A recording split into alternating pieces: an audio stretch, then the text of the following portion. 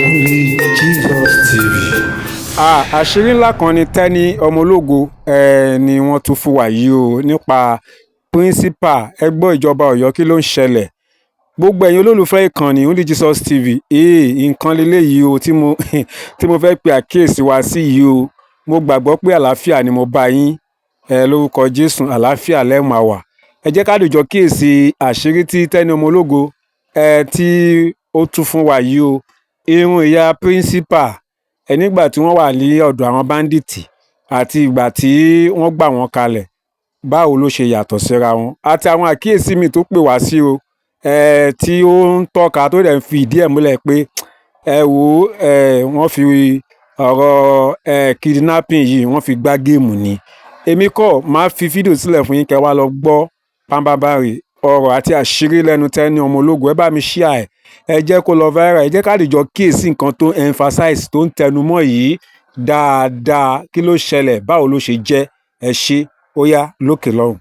this particular show ẹ wo irun tó wà lórí woman yìí ẹ rí wípé dídì tó wà lórí woman yìí sẹ́ẹ̀rí wọ́n ra diwájú ẹ̀ báyìí wọ́n dì yẹn báyìí wọ́n di kékèké bẹ́ẹ̀ yẹn wọ́n ṣe lánì wọ́n wá ṣe kíni wọ́n ṣe bí ìgbà téèyàn bá ṣe net gel wọ́n fi kíní sí lẹ́nu yes or no yes or Kẹ́hìndé wá bá mọ́sùsù ọwọ́ mi wá mo fẹ́ ku àwọn tó wà lórí láìfù lóṣùṣù ọwọ́ táwọn bá jẹ́ kí n gbọ́ wọ́n bá mọ́sùsù ọwọ́ wá ẹ wá fún mi lóṣùṣù ọwọ́ ẹ̀yin ọmọ ìdá ìgbálẹ̀ jòsí dáa àwọn ni wọ́n tẹ̀ gbálẹ̀ jòsí lẹ́nu bá mú gbálẹ̀ jòsí ẹ̀yin ni kù ní gbálẹ̀ jòsí ìgbálẹ̀ tí jòsí dẹkù ẹ̀yin ni màá kù mọ́ tẹ́ ẹ̀ bá sọ̀rọ̀ ṣé ń wo Jùmọ̀kẹ́ Dáúdù thank you are welcome princess Ọmọlọ́lá ẹ wo orun tó wà lórí woman yìí this principal ẹ wo orun orí ẹ̀ a máa mú lámbà àwọn lẹ̀ nísìn we are coming to analysis làwa o nobody should come for me o ẹ̀yin ìjọba Ọ̀yọ́ don't come and attack Tẹ́ni Ọmọlógo don't come for me o ẹ wá sọ màdàmú bó ṣe níìtì ẹ rí pé bó ṣe níìtì panu now as from today upward nígbà tí wọ́n ààrẹ tán jí wọn gbé tán kidnap when they kidnap those people those principal and our students this woman this student this principal and her student when they kidnap them and the other teacher please check this woman head ẹ wo orun tó wà lórí woman first of all ẹ wo orun orí woman mo ní Nàìjíríà they are playing game with you wọ́n ń gbá géèmù fún yín gbà wọ́n ti mọ̀ pé ẹ gàn ṣe rí pé tẹ́ bá ní Tinubu ló ṣe wà lẹ́ẹ̀mí ilé ní Tinubu ò mọ nǹkan kan that is political game nígbà tí Tinubu náà ti dórí ipò pátì wọn náà gbá géèmù pátì tí wọn náà gbá géèmù Tinubu kọ́kọ́ gbàgbé Tinubu ìṣẹ́ran kì í ṣe tèmi bàbá Afọbajẹ kì í ṣe pàdé ẹ mọ̀ pé mi ti máa fún Tinubu lẹ́gbàá ẹ mọ̀ pé bàbá Afọbajẹ máa jẹba tí Tinubu bá mọ̀ ń pa rẹ̀ I will tell you people I swear to Almighty God made me if Tinubu know about this thing I will tell you the truth nobody can attack me ẹran ọ̀hún ni mí bẹ́ẹ̀ ni ẹran ọ̀hún ni mí mi ṣe ń tán jẹ mi ṣe ń tán fífá mú ọmọ àǹtí mi ayán ni mi ṣe ń tán fífá mú èèrà kọ́lẹ̀ mi o èmi ṣe ń tán fògèdè pé o bẹ́ẹ̀ ni kò dọ́kọjọ́ tewúrẹ́ bá dẹ̀ fojú kan fá ìjọ náà ní wọnú àgbàrá ẹ̀jẹ̀ o béèyàn bá gbógun tì mí yóò ìjọ òkun gbóná ní òkú o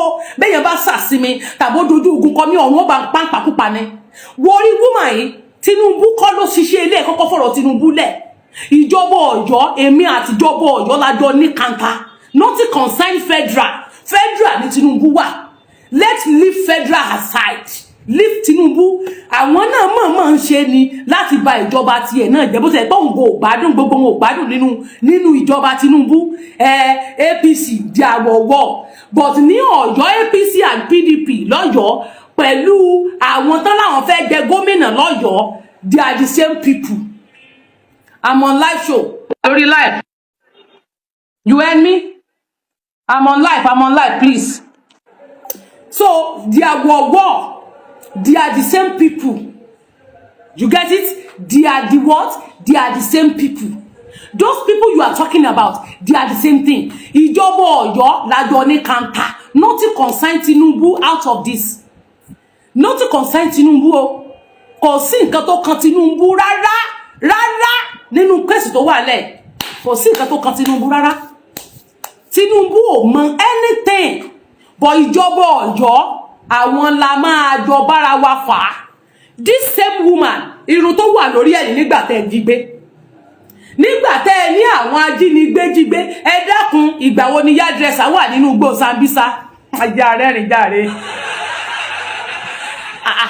mi ìmọ̀ wípé hairdresser ti wà nínú igbó Sambisa o nínú igbó Ọ̀yọ́ forest o nínú Sambisa forest o ìgbà wo làwọn Boko Haram náà ti ní hairdresser láàrin wọn Fúlàní asmen ẹ ti ní hairdresser ìyẹn náà nice ẹja rẹ́rìn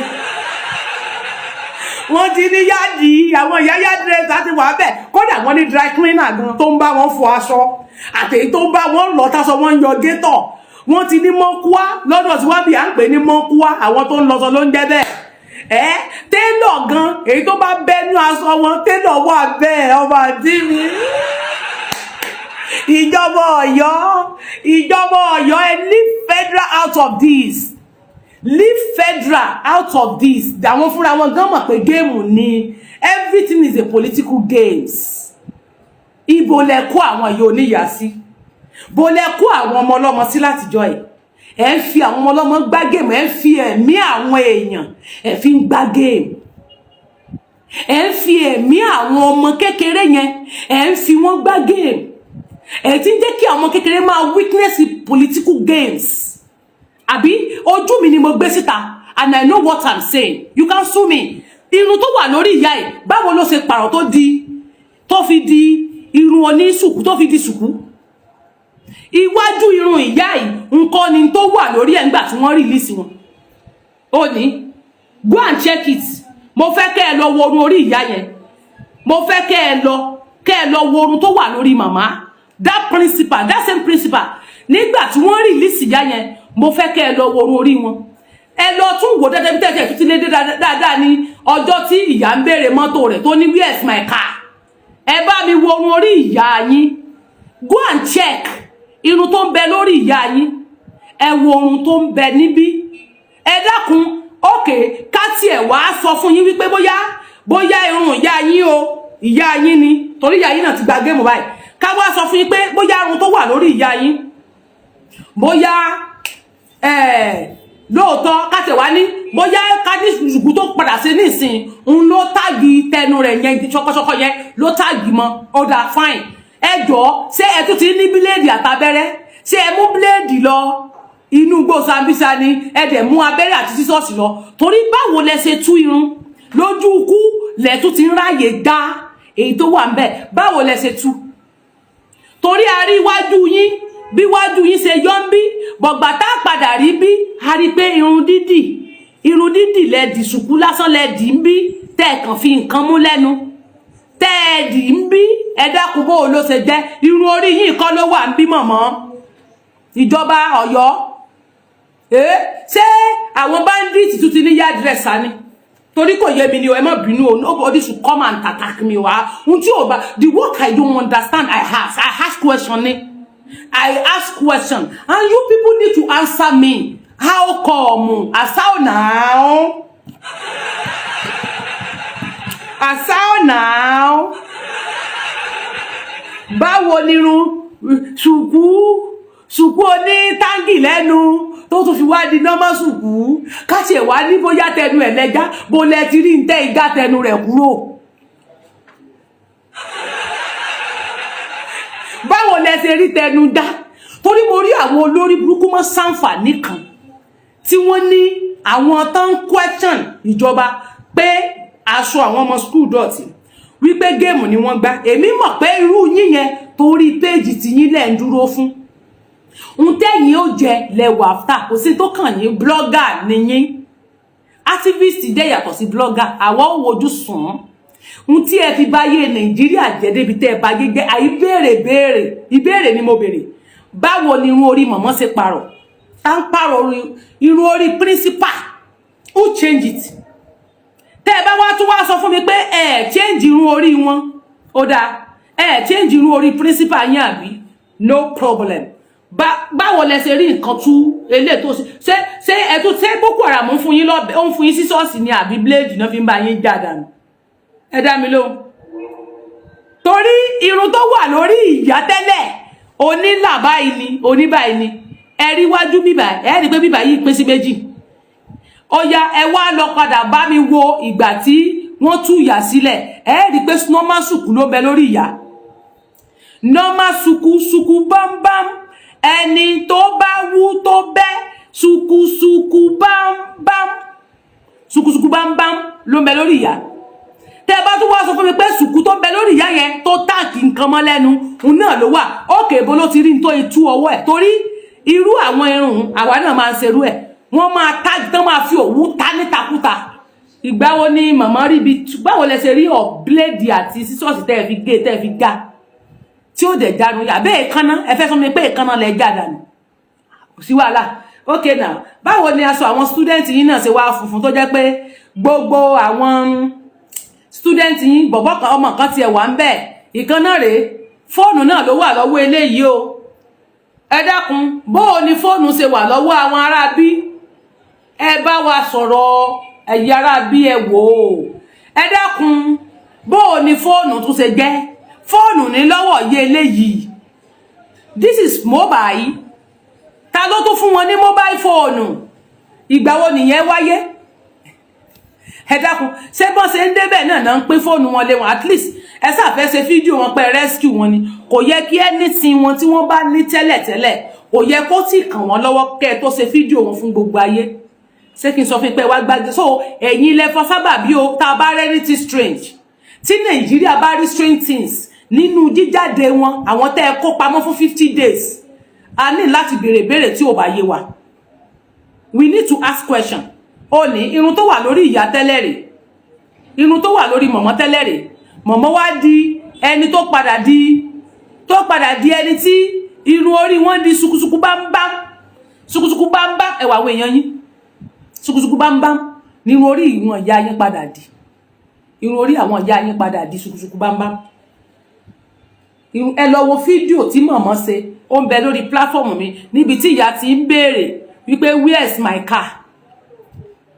my car ẹ dákun bó ni gbogbo ẹsẹsẹ ẹrùn ìyá gan ti ń kún padà gbogbo ẹsẹsẹ ẹrùn mọ̀mọ́ tó jẹ ó ti ń kún padà bèbí ti ṣẹ́jú èmi ò lè for one chance mọ́ sorry yìí tẹ́ ẹ bá béèrè náà lẹ máa ń wà lójú kan ohun tí ò bá dẹ̀ ti yé tẹ́ni èmi ò béèrè èmi ò lè rí kí n mọ́ sọ àsàmàrégé ìyá láyé ẹni tí ò bá tẹ́ lọ́rùn àsàmàrégé ìyá ẹni tí ò bá tẹ́ lọ́rùn I go ask n tí ò bá yé mi èmi ò béèrè kò yé èmi ni yìí sì béèrè báwo ni inú orí mọ̀mọ́ ṣe di sùkú ta ló ń bá wọn dì ṣé níbi tẹ́ ẹ ti kó wọn sínú igbó torí inú igbó lẹ́lẹ́ ẹ kó wọn sí tí gbogbo wọn ti ń gbọ̀n àti àsìkò tá a sì wáyé àsìkò òjò ni ẹ̀yin ará Nàìjíríà àsìkò òjò ni tí òjò ń rọ̀ burúkú báwo la sọ wọn ò ṣe di gínígíní o báwo ni gbogbo aṣọ wọn ṣe wá néètì bẹ́ẹ̀ yẹn tó mọ́ ṣé washing machine tún wà nínú igbó ni àbí dry cleaner ń bẹ nínú igbó tó fi jẹ́ wípé gbogbo aṣọ wọn àti ẹ̀rí tó yẹ kó ti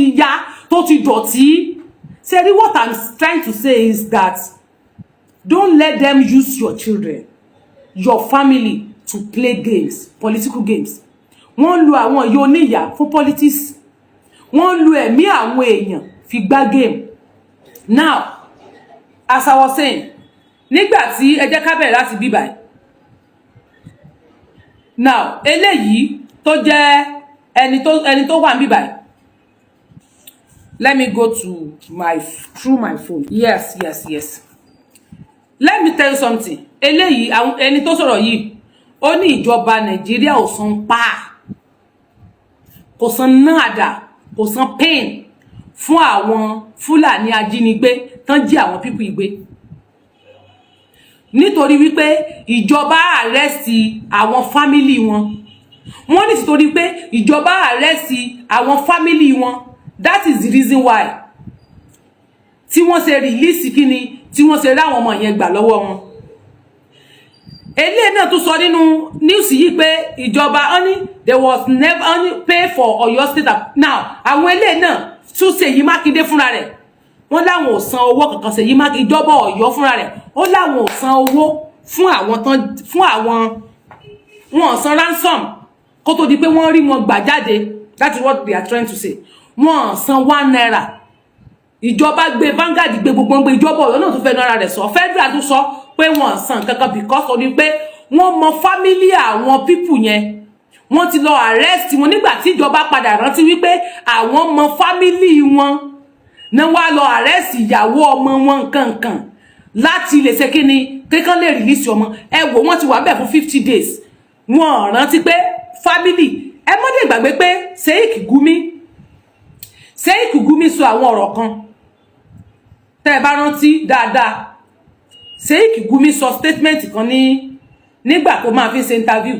Ó ní ìjọba Nigeria, all politicians in Nigeria, even Nigeria government, ó ní wọ́n mọ family àwọn bandits yìí. Àwọn tẹ́ ń pè bandits, ó ní they know their family, their father, their mother, their everything. Sheikh Gumi ló sọ bẹ́ẹ̀. Sheikh Gumi ló sọ. Ó ní ìjọba Nigeria mọ everything about them. Pé tí wọ́n bá fẹ́ arrest wọn, ó ní wọ́n mọ ibi tán wà. Ó ní ìjọba mọ ibi tí àwọn people wà. Ó ní wọ́n mọ̀ wọ́n. That is why tó fi dàbí pé ẹ bá rí mi pé mi sábà ta sí Gumi. Nígbà tí Gumi lè sọ ní public lórí channel television. Ó sọ ní Arise TV pé ìjọba Nigeria ò lè sọ fún àwọn pé wọn ò mọ ibi tán wà, pé wọ́n mọ ibi tán wà. Even tí àwọn bá lọ, ó láwọn most of prominent people. Àwọn royal kíní àwọn ọba, ó ní wọ́n mọ everything nípa Boko Haram. Wọ́n mọ family wọn. Mo wá fẹ́ béèrè question kan lọ́wọ́ yín.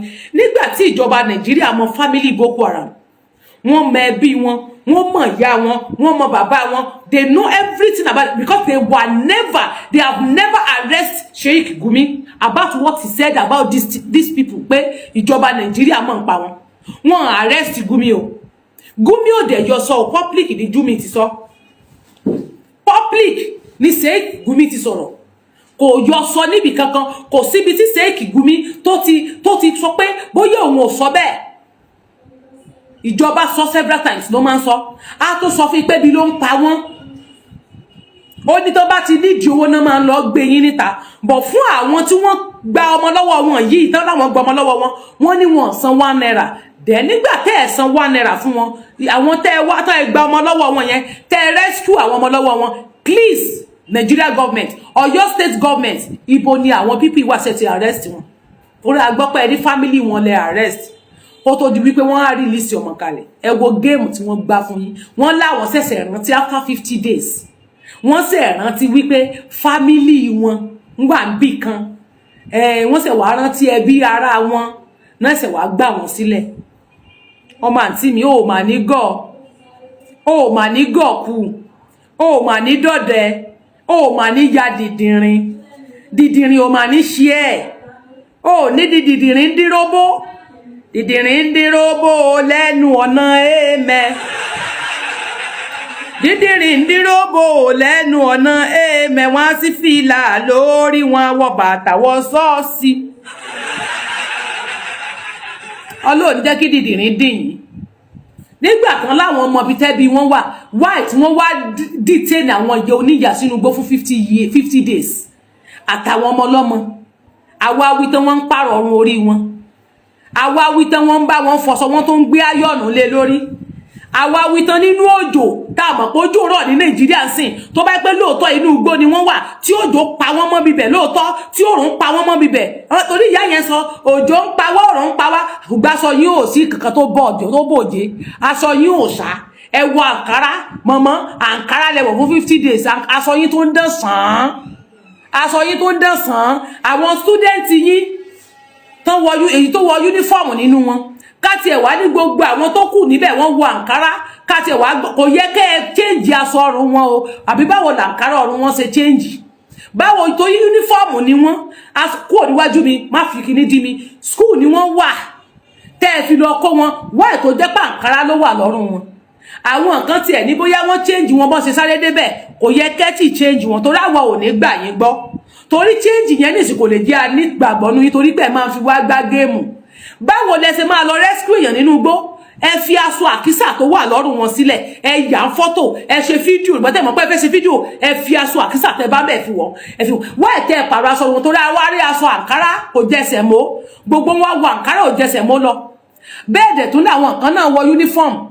Okay, àwọn tó wọ uniform yẹn tó bá bẹ́ẹ̀ báwo ni uniform wọn ṣe wá di white tí white wọn funfun bí èyí tán fi aipo fọ̀. Alágbàfọ̀ tó wà nínú igbó yẹn ó ń ṣiṣẹ́ gan, alágbàfọ̀ kúṣẹ́ o. Àwọn alágbàfọ̀ tó ń ṣiṣẹ́ yẹn wọ́n try gan o, I'm using it. Àwọn alágbàfọ̀ yẹn gbé kalẹ̀ fi fóònù kalẹ̀ kó jáde kúrò, má disturb mi. Màá kó sọ̀sọ̀ wọ̀bọ̀ kó kúrò mi báyìí, má disturb mi o. Má disturb mi o, get out. Mo sọ fún ẹ ní ìsìdá kó kúrò ní bíbáyìí fún mi. Tí mi ìfẹ́ distraction. Mo ti mọ̀ tí bá ti ń gbọ́ bíbáyìí, mo ní I need to do key, mo máa ṣe key sí bíbáyìí. Tí bá ti bẹ̀rẹ̀ program mo máa knock ẹ kóra yín bọ́ síta. Mi ìfẹ́ distraction. Now, alágbàfọ̀ tó wà níbẹ̀ yẹn, ó kúṣẹ́ o. Ó kúṣẹ́. Ẹ ṣé o, dry cleaner tó jẹ́ pé aṣọ school tó fi jọ gator tó funfun pín ẹ̀dẹ̀ lójó ń pa wọ́n mọ́ bẹ̀, oòrùn pa wọ́n mọ́ bẹ̀. Ṣé tí òjò bá pa aṣọ funfun nínú igbó tí a mọ̀ pé ìdọ̀tí wà, tí yẹ̀pẹ̀ àwọn yẹ̀pẹ̀ tó máa ń dàbí àwọn clay sand, àwọn clay yẹn tó wà ńbẹ̀, àwọn clay yẹn, ẹ ṣáà mọ̀ àwọn yẹ̀pẹ̀ clay ló máa ń wà nínú igbó tó máa ń dàbí amọ̀. Okay, tí ènìyàn tó fi wá dúró ńbẹ̀ tó fi di pé òjò yẹn pa mọ́ bẹ̀, tí clay yẹn ò wá sí aṣọ wọn bí ẹ̀jẹ̀, tí ò mú aṣọ wọn dúdú, tí white wá funfun pìrùn, tí white funfun pìrùn, tí white wọn wá funfun pìrùn, tẹ wá ní kí n má béèrè, èmi ìṣọ̀dẹ̀ o, gbogbo ọ̀rọ̀ ni mo lè sọ o, o lè máa béèrè, ní tí ò bá yé mi, mi ò béèrè. Ní lẹ́yìn lẹ pa wọ́n o, ṣùgbọ́n báwo la sọ wọ́n ṣe funfun? Torí ó yẹ ká sọ wọ́n kí clay, àwọn yẹ̀pẹ̀ oní clay yẹn, ó yẹ kó yí aṣọ torí inú igbó lẹ náà wà. Ẹ lójó ń pa wọ́n àbí inú ilé lẹ kó wọn sí kẹ́ ẹ jẹ́wọ́. Inú ilé náà kó wọn sí. Ìgbà tẹ́ ẹ fẹ́ kó wọn lẹ́sẹ̀ kó wọn jáde kan lọ ṣe drama. Ẹ lọ ṣe drama nínú igbó, mọ́tò yẹn náà lẹ fi rù wọ́n lọ nínú igbó, lọ sínú bóyá gbà wọ́n bí estate, àwọn ibi tí wọ́n ti kọ́ tán, àwọn estate tẹ́ máa ń rà pamọ́ yẹn, àwọn estate tẹ́ máa ń rà tẹ́ máa ń padà tà létà, tẹ́ mọ̀ sí kíní kan tẹ́ ní ọmọ ológun estate tẹ́ rà kalẹ̀, ibẹ̀ yẹn lẹ́rù àwọn yìí oníyà lọ, lẹ ti máa ń lọ rè ṣe fídíò fún wọn dàbẹ́yìn ilé, torí kò yé mi ní òjò ń pààyàn nínú igbó lẹ lójó ti ń pa wọ́n, òrùn pa wọ́n, aṣọ wọn ò dẹ̀ bàjẹ́, a dẹ̀ sì ń rí tí kankan nínú wọn ò ti rí báyìí, kan ti rí báyìí, kó yẹ pé kán má lè dá rìn gan, kán má lè dá dúró. Ẹ wá ní ẹ rescue wọn rescue yín, wọ́n kàn kó yín jáde padà ní ẹ ṣé gan, bọ̀ ẹ yé fi ẹ̀mí àwọn yìí oníyàgbá géèmù mọ́. Ẹ̀mí àwọn ẹlẹ́ni tẹ́ fi ń ta tẹ́tẹ́, ẹ yé fi ta tẹ́tẹ́ mọ́. Ẹ mọ́ fẹ̀mí àwọn ẹlẹ́ni ta tẹ́tẹ́ tán bá jiyàn gbé, we all know. Ìgbà tó rí Yọmí, àwọn tó rí Yọmí rescue jọ́ kìíní àwọn bá sọ wọ́n ṣe bú. Kí ló tẹ̀ ń fi ẹ̀mí àwọn ọmọ yín gbá? Àwa wí tán àwọn nǹkan ló gbòmọ̀ sọ. Jóná, mo fẹ́ béèrè question o. Ẹ súnmọ́ bí. Ṣé gbogbo nǹkan Nàìjíríà lẹ máa fi ń ṣàjọyọ̀ ni? Ṣé bẹ́ẹ̀ ni wọ́n rescue àwọn èèyàn? Ẹni wọ́n jí àwọn ènìyàn gbé? Ẹ wá ní wọ́n gbà wọ́n sílẹ̀? Ìbéèrè láàrin èmi àti yín. Ṣé wọ́n ṣẹ̀ṣẹ̀ ń jiyàn gbé ni? Tẹ́ wá lọ gba ìlú, ẹ lọ gba ìlú, ẹ lọ gbàjó sàkẹ̀rẹ̀, ẹ wá ń jó kiri ìlú. Wípé àwọn tíjọba yín kó pamọ́ o, wọ́n bá yín kó padà síta o. Àwọn tíjọba yín kó pamọ́, wọ́n sì kó padà wá fún yín. Wọ́n láwọn ò fowó gbà wọ́n, àwọn rescue wọn lọ́wọ́ wọn, àdẹ̀rí òkú bandit kankan kí wọ́n gbé bọ̀. Àárí apá ẹsẹ̀ wọn kan ṣe fídíò àwọn tí wọ́n pa nínú wọn ò gbé jáde ju pé wọ́n ṣe drama mọ́tò tán tó jọ lọ. Ẹ̀yin wá gbàlùgbàjò, wọ́n fi ṣe yín ni. Ṣé gbogbo nǹkan ló yẹ kẹ́ máa fi ṣeré ní Nàìjíríà ni? ṣé gbogbo nǹkan ni ẹ̀rín, ṣé gbogbo nǹkan ni fíìmù, gbogbo nǹkan lẹ fi ṣe kọ́ńtẹ́ǹtì? Ẹ̀mí àwọn èèyàn kan lẹ máa sọ, ẹnìkan àwọn kan máa ti kú lára àwọn tá a sọ yìí, bóyá àwọn tí ò fẹ́ kọpúrẹ́tì àbọ̀n dá wọn mọ̀, wọ́n mọ̀ ti pa àwọn nǹkan nínú wọn, wọ́n mọ̀ ti pa àwọn nǹkan nínú àwọn tíṣà yìí tí wọ́n jọ lọ, àwọn ìyẹn mọ̀ ti kú dànù. Ẹ̀yin wá gbàlú ẹgbàjọ olórí burúkú ẹ̀ ń jó kiri ìgboro. Ẹjọ́ èwo ni ijó ẹ̀sìn, èwo ni ijó ọ̀yà, èwo ni ijó ẹ̀sìn? Ìbéèrè ni o, èwo ni ijó òfò jíjó, èwo ni ijó ẹ̀sìn jíjó? Ẹjọ́ kí ló fajó? ẹ ṣeun gbogbo aládìjọ wo fídíò yìí, àná Ọlọ́run ò ní fi wá sílẹ̀ tó àfídíò òun náà la ti rí láti wò yìí o. A sì ti gbọ́ ohun tí Tẹ́ni ọmọ ológo tí ó sọ nínú fídíò yìí nípa irun tó ń bẹ lórí principal pé báwo ló ṣe yàtọ̀. Ẹ gbọ́ gbogbo aládìjọ wo fídíò yìí pátá, ẹ̀yin olóye, ẹ̀yin ọ̀jọ̀gbọ́n àtẹ̀yin tẹ́ túmọ̀ nípa irun dídì. Ẹ gbọ́, ṣé ohun tí ó ń pe àkíyèsí wa sí, ohun tó ń tọ́ka sí yìí, ṣé ó gba ìfúnra lóòótọ́, ó gba àkíyèsí? Kí lẹ rí sí? Ṣé point wà ń bẹ? Kí ni observation yín? Àmì kí ni ohun tẹ́yin lérò, kí lẹ kíyèsí nípa ẹ̀? Ẹ jẹ́ kí a dìjọ sọ, ẹ já pàdé ní comment section. Ẹ ṣeun. Ẹ̀yin tẹ́ ti subscribe, ẹ jọ̀ọ́ kó tó di pé a kúrò lórí fọ́nrán yìí, ẹ wò sàlẹ̀ yẹn, ẹ máa rí subscribe button. Ẹ bá mi gbọ́wọ́lé, kò ní gbà ó lọ́wọ́ wa, bẹ́ẹ̀ sì ni kì í pani lára. Bẹ́ẹ̀ ṣe ń gbọ́wọ́lé, tẹ́ ẹ bá wá subscribe yẹn lórúkọ Jésù, ọwọ́ yẹn ẹ ní fi gbọ́mọ sí o, ẹ fi gbé nǹkan rẹ̀ ṣe ní ọdún yìí. Gbogbo ohun tẹ́ bá dáwọ́ yẹn lé, ó máa yọrí sí rere ni ní orúkọ Jésù Kristi. Ẹ bá wa share, kẹ́ like, kẹ́ dẹ̀ comment. Láìpẹ́ a tún padà wá ní àlàáfíà.